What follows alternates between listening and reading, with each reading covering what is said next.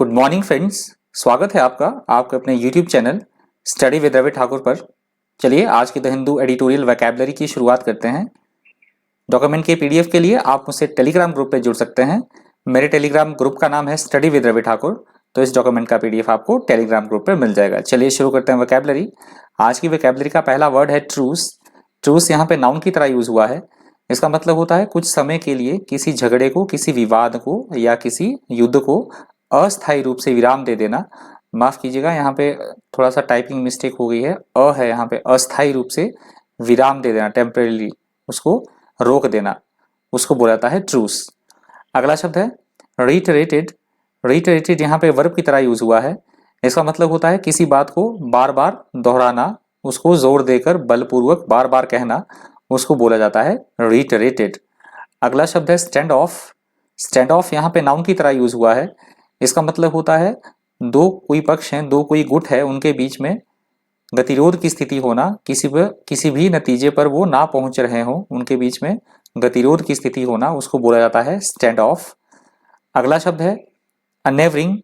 अनेवरिंग यहाँ पे वर्ब की तरह यूज हुआ है। इसका मतलब होता है किसी को घबराहट में डाल देना, उसको डरा देना, उसको निरुत्साहित कर देना, उसको बोला जाता है अनेवरिंग। अगला शब्द है टर्मोइल। टर्मोइल यहाँ पे नाउन की तरह यूज हुआ है। इसका मतलब होता है अनिश्चितता, अव्यवस्था या दुविधा की स्थिति होना, उसको बोला जाता है टर्मोइल। अगला शब्द है सीवियर।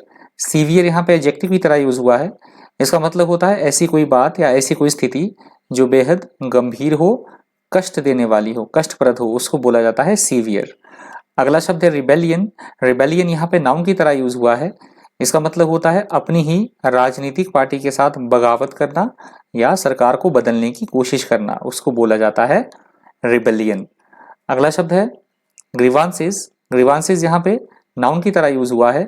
इसका मतलब होता है अपने साथ हो रहे अन्याय का विरोध करना, उसकी शिकायत करना, उसको बोला जाता है ग्रीवांसेस। अगला शब्द है अनहेडेड।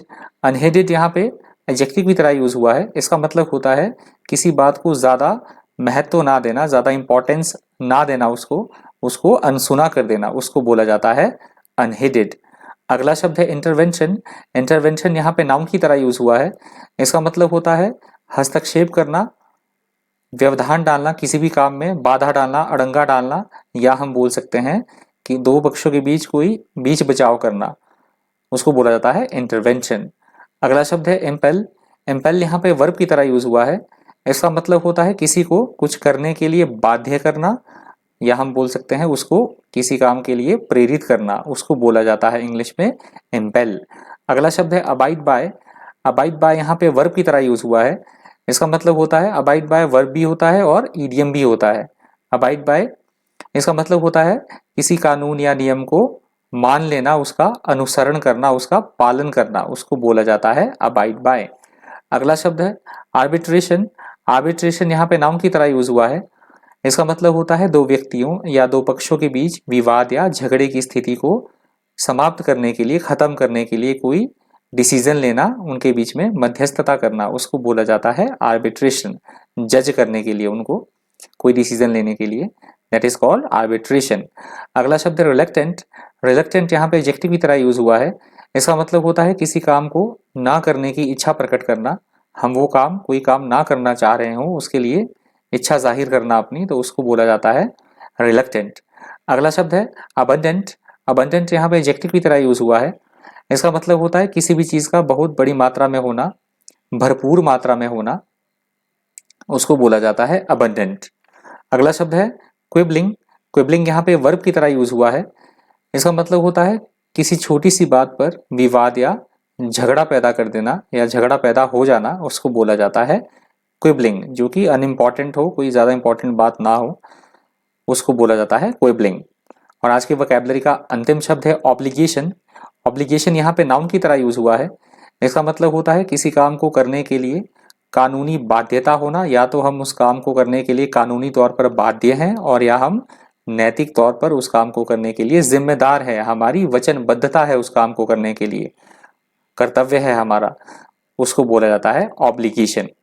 आज की वोकैबुलरी का अंतिम शब्द था। वीडियो आपको हेल्पफुल लगा हो, इन्फॉर्मेटिव लगा हो, आपने वीडियो से कुछ सीखा हो तो प्लीज़ वीडियो को ज़्यादा से ज़्यादा लाइक कीजिएगा, ज़्यादा से ज़्यादा शेयर कीजिएगा। और अगर आपने इसका वोकैबुलरी का ऑडियो सुनना है तो आप मुझे खबरी ऐप पे फॉलो कर सकते हैं। प्ले स्टोर से जाके आप खबरी ऐप डाउनलोड करके वहाँ पे मेरा चैनल फॉलो करके सरकारी नौकरी के अंडर मेरा चैनल आएगा, तो वहाँ पे आप प्रीवियस जितनी भी मैंने वोकैबुलरी की ऑडियोज़ डाली हैं वहाँ पे खबरी ऐप पे आप उसको सुन सकते हैं। तो आज की वोकैबुलरी इतनी ही थी। Thank you, thanks for watching.